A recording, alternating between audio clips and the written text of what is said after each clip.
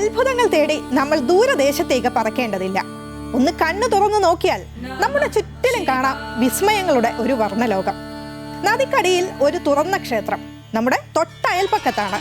വെറും ക്ഷേത്രമല്ല, ഒരു മഹാത്ഭുതം.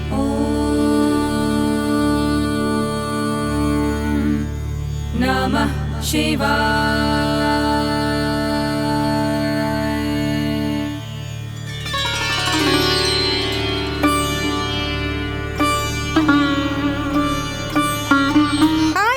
ശിവലിംഗങ്ങൾ, നന്ദിശില്പങ്ങൾ. ഇതാണ് സഹസ്രലിംഗം. ഉത്തര കർണാടകത്തിലെ സിർസിക്ക് സമീപം വനത്തിൽ സ്ഥിതി ചെയ്യുന്ന അതിമനോഹരമായ ഒരു തീർത്ഥാടന കേന്ദ്രം. കല്ലിൽ കൊത്തിയെടുത്ത കവിതകൾ എന്ന വിശേഷണമാണ് നമ്മുടെ മനസ്സിലേക്ക് ആദ്യം ഓടിയെത്തുക.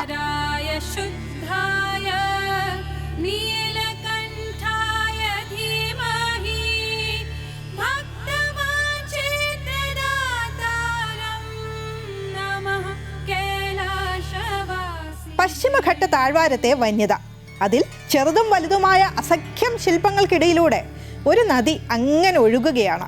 ശാൽമല നദി, ഗംഗാവലിയുടെ പോഷക നദി. നദിയിലും തൊട്ടുകരയിലും പടിക്കെട്ടിലും അങ്ങനെ എവിടെയെല്ലാം പാറയുടെ സാന്നിധ്യമുണ്ടോ അതിലൊക്കെ ശില്പങ്ങൾ ഇങ്ങനെ വിരിഞ്ഞു നിൽക്കുകയാണ്. പല വലിപ്പത്തിലും രൂപത്തിലുമുള്ള ശിവലിംഗങ്ങൾ. ഓരോ ശിവലിംഗത്തിന് മുന്നിലും നന്ദിയുമുണ്ട്. വാനരന്മാർ, ആന, നാഗദേവതകൾ, അങ്ങനെ വേറെയും പല പല രൂപങ്ങൾ. പാണ്ഡവരുടെ വനവാസ കാലത്തെ കഥയും പുരാണങ്ങളുമായി ബന്ധപ്പെട്ട മറ്റനേകം കഥകളും വിവരിക്കുന്ന കൊത്തുപണികൾ. പല ശില്പങ്ങളും പൂർണ്ണതയിലെത്തിയിട്ടില്ല. പാതി വഴിക്ക് കൊത്തുപണി നിലച്ചതുപോലെ തോന്നിപ്പോകും.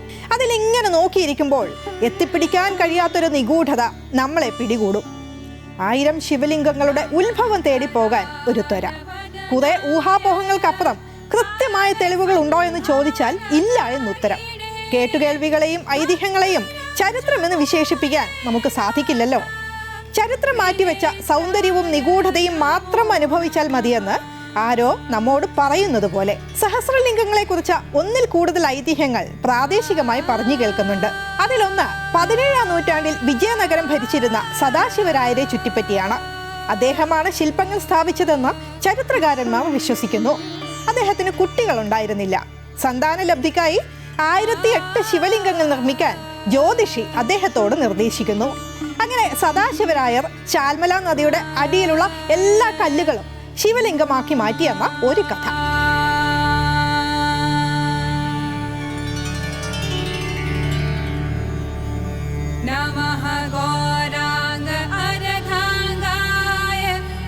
പിന്നീട് അദ്ദേഹത്തിന് കുട്ടികൾ ഉണ്ടായെന്നും പറയപ്പെടുന്നു.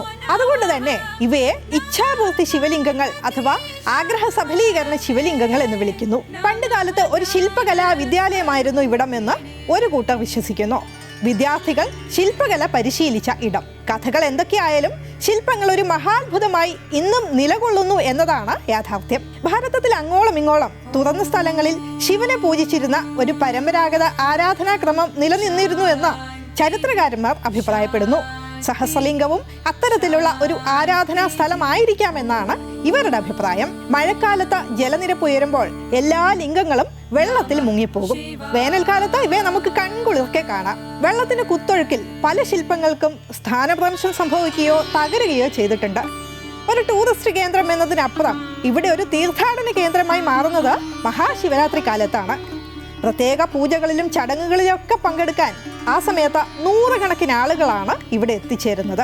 ശാൽമല നദിയും ചുറ്റുമുള്ള വനപ്രദേശവും ഒരു പ്രകൃതിദത്ത പൈതൃക സ്ഥലമായാണ് കണക്കാക്കുന്നത്. പ്രത്യേക സംഘം രൂപീകരിച്ച സർക്കാർ പ്രദേശത്തിന്റെ സംരക്ഷണത്തിനായി പല പല പ്രവർത്തനങ്ങൾ ഇപ്പോൾ ചെയ്യുന്നുണ്ട്. ഭാരതീയർക്ക് ഈശ്വരാരാധന എന്നാൽ പ്രകൃതി ആരാധന തന്നെയാണ്. ഈശ്വരനും പ്രകൃതിയും വേറിട്ട് നിൽക്കുന്ന ഒന്നല്ല നമ്മൾക്ക്. അതിന്റെ പ്രത്യക്ഷ ഉദാഹരണമായി മാറുകയാണ് സഹസ്രലിംഗം.